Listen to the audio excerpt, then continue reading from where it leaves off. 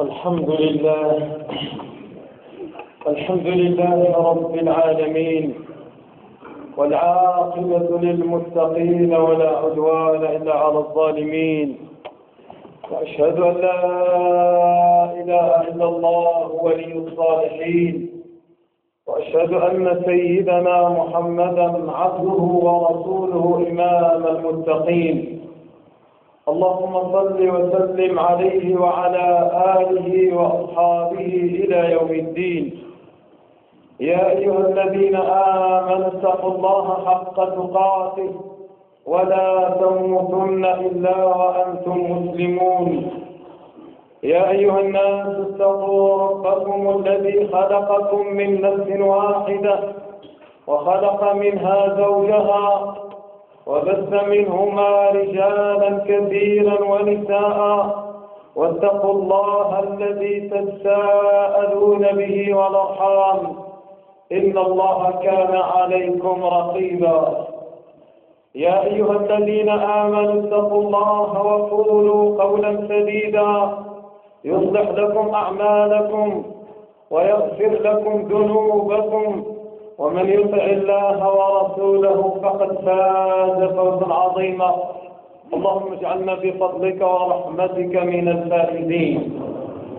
أيها الأحباب الكرام، لازلنا نعيش مع تشريف الله وتكريم الله عز وجل لهذا الإنسان، هذا الإنسان الذي كرمه سبحانه وتعالى بأن أضافه إليه إضافة تشريف وتكريم وتحبيب. فعلى العبد أن يعرف قيمة هذه العبودية، أن يعرف قيمة هذا الانتساب التعبدي لله سبحانه وتعالى. فربنا سبحانه وتعالى يضيفه إليه هذه الإضافة التي لو فقهها كل إنسان لطار شوقا إلى الله، لطار شوقا وانقيادا ومحبة لله عز وجل، حيث يضيفه إليه هذه الإضافة التي يطير قلب هذا الإنسان حبا واشتياقا لهذه الإضافة. فربنا سبحانه وتعالى يضيفه إليه من أجل أن يدخله تحت كنفه وتحت سلطانه وحمايته، فلا يقدر هذا الإنسان أو فلا يقدر الناس كلهم أن يصلوا إليه بشيء من الأذى، لأنه في كنف الله عز وجل. لأنه سبحانه وتعالى يقول لهذا العبد الذي علم قيمة هذا التشريف وقيمة هذا التكريم: أليس الله بكاف عبده ويخوفونك بالذين من دونه؟ أليس الله بكاف عبده؟ هذا العبد الذي أضافه إليه: يا عبادي إني حرمت الظلم على نفسي. وكذلك هذه الإضافة في قول الله سبحانه وتعالى: يا عبادي لا خوف عليكم اليوم ولا أنتم تحزنون. فأنك إذا شرفت نفسك بهذه النعمة وحاولت أن تصل إلى هذه القمة من أجل أن تتصف بالعبودية، أن تكون عبدا فعلا قولا وعملا وقلبا وقالبا، ليس أن تقول أنا عبد. حينما يقول لك إنسان يسألك من أنت تقول أنا عبد الله. ينبغي أن تعرف معنى هذه الكلمة: أنت عبد الله، أن تعرف قيمة هذه الكلمة. ولذلك أخبر الرسول صلى الله عليه وسلم وهو يبين لنا قيمة هذه النعمة، يقول صلى الله عليه وسلم في الحديث الذي رواه الإمام مسلم: من أحبكم إلى الله عز وجل أو أحسنكم اسما هو من تسمى بعبد الله وعبد الرحمن. هذه أحسن الأسماء. أحسن الأسماء عبد الله وعبد الرحمن، لأنك حينما تقول عبد الله يعني معنى أنك تتصف أو أنك تنتمي لأعظم اسم، ألا وهو اسم الجلالة الذي ترجع إليه جميع الأسماء، ألا وهو الله اسم الجلالة.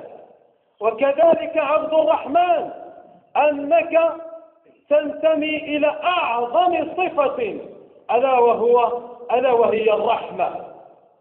ولذلك يقول الله سبحانه وتعالى: قل ادعوا الله أو ادعوا الرحمن. فبين هذين الاسمين: قل ادعوا الله أو ادعوا الرحمن، أيا ما تدعوا فله الأسماء الحسنى.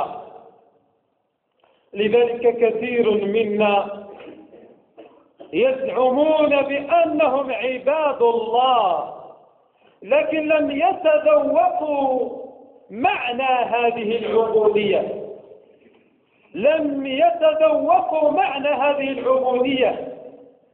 فمعنى العبودية هي الانقياد لله مع الحب. قد تنقاد لله ولا تحبه، فالطاعة والانقياد مع المحبة. فقد أعطوا العلماء لذلك مثالا: الإنسان الذي لا يؤدي زكاته واجب على السلطان أن يؤدب هذا الإنسان وأن يأخذ من ماله زكاته كرها ويعطيها لمستحقيها. لكن تصوروا معي هذا الإنسان كما قال العلماء، هذا الإنسان الذي لا يؤدي زكاته أخذها منه السلطان وأعطاها لمن يستحقها، فقد أزيلت عنه حقوق الناس. لكنه هل يثاب عليها؟ لا يثاب عليها. فحقوق الناس قد ذهبت عنه، لكن حق الله بقي عليه، لأنه لم ينقض بقلبه لله ولم يعطيها قلبا وقالبا لله، بل أخذت منه كرها، لكنه لم يستسلم من داخل قلبه لله. وهذا هو ما يريد الله عز وجل منا، سواء من ناحية الصيام أو العبادة أو الصلاة أو الزكاة.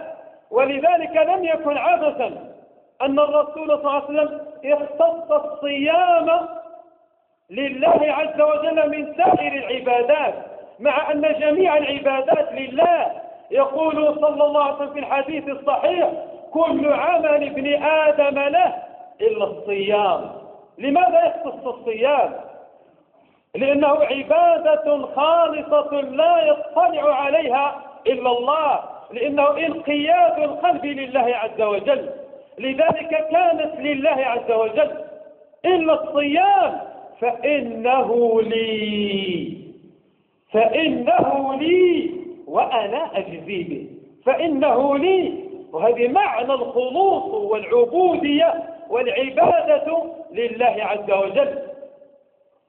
لذلك كان أولئك الناس الذين شرفوا أنفسهم بهذه العبودية الصادقة وعلموا قيمة هذه العبودية، هؤلاء الناس يتصرفون في الدنيا ويتصرفون في الآخرة.